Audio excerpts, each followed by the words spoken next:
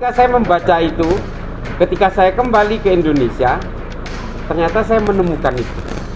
Dan saya tuh agak sedikit kaget ketika tahun 2012 saya menghadiri salah satu haul seorang Habib di Empang di Bogor. Nah, dalam pidatonya itu betul-betul menyakitkan buat saya. Oke. Bahwa kalian ini pribumi, kalian semua ini kalau kami ini nggak datang, buyut-buyut kami nggak datang ke sini, kalian masih menyembah pohon katanya.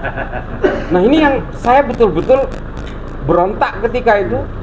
Sampai saya datang ke sana itu bersama rombongan Habib dari Condet, dari Jakarta. Karena saya ngaji Irsyadul Ibad itu dan ngaji Hikam itu kepada salah seorang Habib dari Pekalongan, tapi di Condet. Nah, ini kemudian membuat saya tinggalin itu Habib sampai saya lupa. Saya balik lagi dari tol Jagorawi untuk menjemput. Waduh, saya ninggalin Habib. Saya jemput lagi. Saya kaget waktu itu. Loh, ini apa-apaan ini gitu. Nah, dari situlah kemudian saya mulai ada ketertarikan. Ternyata kita semua ini sudah dihipnotis oleh Belanda, bahwa apapun yang bertampang Arab itu seolah-olah Habib yang kemudian kita betul-betul menjadi inferior. Sama seperti ketika pengkondisian Abu Bakar Jayadiningrat dan Kiai Zainuddin dari Sumbawa yang diceritakan oleh Sunan Horogoronyo. Dan produknya kita rasakan hari ini. Dan saya betul-betul kaget ketika ada seorang kiai dari Jawa Timur yang tergabung dalam NU garis miring itu mengatakan sampai kapanpun bangsa Arab itu akan terahnya jauh di atas kita. Ini adalah terah yang sangat mulia katanya. Wah, saya makin penasaran lagi.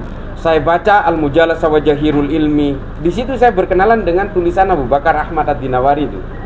Saya baca semua kitab-kitab klasik yang menerangkan tentang genealogi dan historik tentang kesukuan di Arab. Dan tidak terbukti di situ. Bahasa dari seorang kiai dari Jawa Timur ini ternyata memang penafsiran sepihak. Dari situ kemudian ketika muncul FPI dengan segala arogansinya, ya jujur saja saya kemudian berusaha ini harus dilawan. Kalau enggak kita itu dijajah oleh dua. Ini kalau enggak kita itu betul-betul akan terus terjajah secara fisik oleh Belanda sudah selesai, tapi terjajah secara pemikiran oleh kelompok-kelompok orang yang masih terpengaruh oleh penjajahan fisiknya Belanda.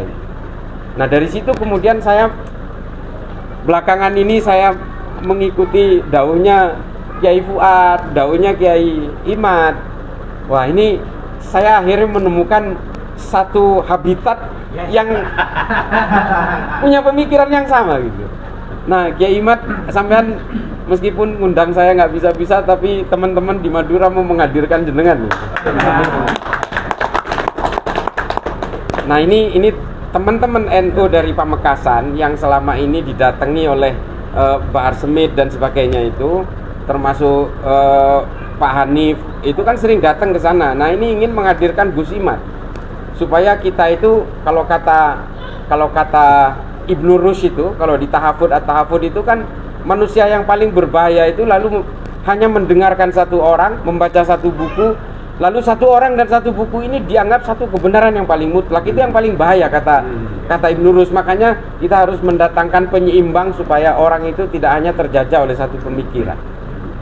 Dan sikap-sikap inferior, menyembah kaki dan sebagainya ini, itu tidak boleh kita lakukan hanya berdasarkan satu pengakuan sepihak tentang nasab, tentang suku apalagi. Karena saya juga teringat fihi ma fihinya Jalaluddin Rumi. Nah, ini mungkin ada yang baca Rumi. Di situ dikatakan bahwa semua manusia apapun agamanya, apapun sukunya diciptakan oleh Tuhan yang sama. Itu yang selalu menginspirasi saya. Dan kalau kita baca bukunya Habib Ali Al-Jufri ya, Al-Insaniyah Qabla Tadhayyun, itu keimanan kita ini kan ditentukan oleh kelahiran kita. Kita lahir di Banten lalu kita menjadi Islam.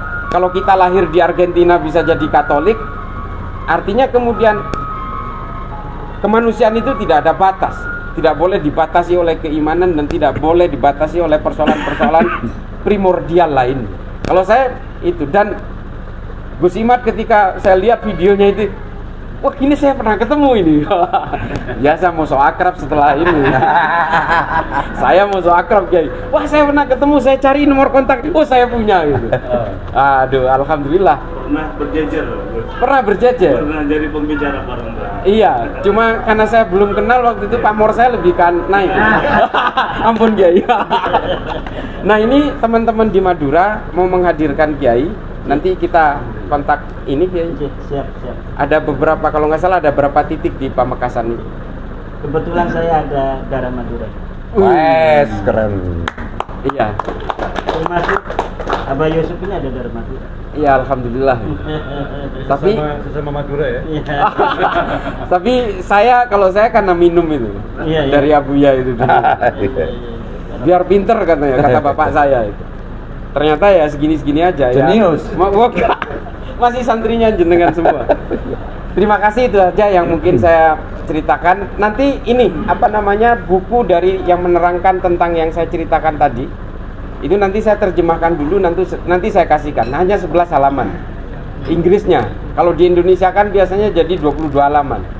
Karena bahasa Indonesia itu agak rumit. Menerangkan satu benda itu bisa bermacam-macam maknanya. Jadi saya kira itu saja. Wallahul muwaffiq ila aqwamit thoriq. Wassalamualaikum warahmatullahi taala wabarakatuh. Terima kasih. Namanya lo.